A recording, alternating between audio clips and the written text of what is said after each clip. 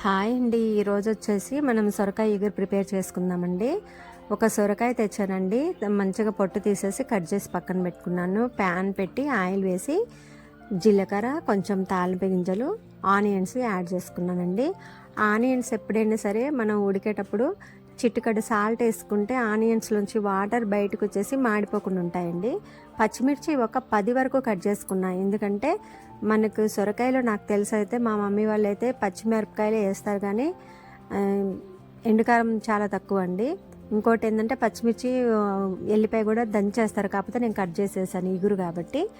ఇప్పుడు కొంచెం చిటికెడు సాల్ట్ యాడ్ చేసుకుందాం, ఎందుకంటే ఉల్లిగడ్డ మాడిపోకుండా ఉంటుంది. దాంట్లోంచి వాటర్ వచ్చేసి మనము గ్రేవీగా కావాలి అనుకున్న కర్రీస్కి ఏవైనా కానీ ఆనియన్స్ వేసుకున్నప్పుడు కొంచెం సాల్ట్ వేసుకుంటే అది ఆటోమేటిక్గా కర్రీ గ్రేవీగా అవుతుందండి. అయితే ఇంకొకటి ఏంటంటేనండి, నేను చెప్పేది కొన్ని యూజ్ఫుల్ టిప్స్ చెప్తాను, కాకపోతే సొరకాయ ముక్కలు వేసుకున్నా చెప్తా.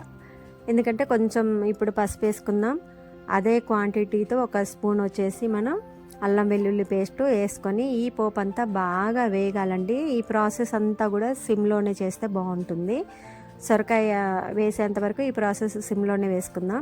అల్లం వెల్లుల్లి పేస్ట్ ఇవన్నీ కూడా మంచిగా వేగాలండి. వేగిన తర్వాత ఇప్పుడు మనం కట్ చేసుకున్నటువంటి సొరకాయ ముక్కలు కూడా యాడ్ చేసుకుందామండి. యాడ్ చేసుకున్న తర్వాత కొంచెం సాల్ట్ కూడా అప్లై చేసుకుందాం.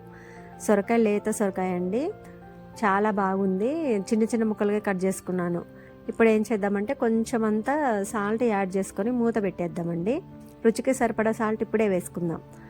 నేను పెరుగు ఇంట్లో పుల్లగా ఉంటుంది కదండి, ఆ పెరుగు అంతా స్టోర్ చేసి పక్క పెట్టి పడేయకుండా ఏం చేస్తానంటే అండి, మజ్జిగ చేస్తానండి. పల్చగా మజ్జిగ చేసేసి ఒక వేస్ట్ బకెట్లో వేసి ఉంచుతా. మనం ఈ పూజ ఐటమ్స్ ఉంటాయి కదండి, బ్రాసో ఐటమ్స్, కుందులు, అవన్నీ కూడా ఇక పూజకు సంబంధించినవి మొత్తం కూడా ఆ పల్చటి మజ్జిగ 2-3 లీటర్లు లాగా చేసి దాంట్లో యాడ్ చేస్తానండి. ఒక 2-3 అవర్స్ తర్వాత తీస్తే మురికి మొత్తం పోయి శుభ్రంగా తలతల మెరుస్తూ ఉంటాయి. తర్వాత మామూలుగా విమ్ బార్ తోటి కడిగేసి ఆరబెడతానండి తుడిచి. అంతే. ఎప్పుడు నేను పూజా సామాన్లు అలాగే కడుగుతాను, మీరు ఒకసారి అలా ట్రై చేయండి. ఇప్పుడు సొరకాయలో కొంచెం వాటర్ వేసిన తర్వాత కొత్తిమీర కూడా యాడ్ చేసి ఇక మనం సిమ్లో పెట్టేసి కుక్ చేసుకోవటమేనండి, అంతే. సొరకాయలో వాటర్ వేయటం వల్ల గ్రేవీగా అవుతుందండి కర్రీ కూడా, చాలా బాగుంది.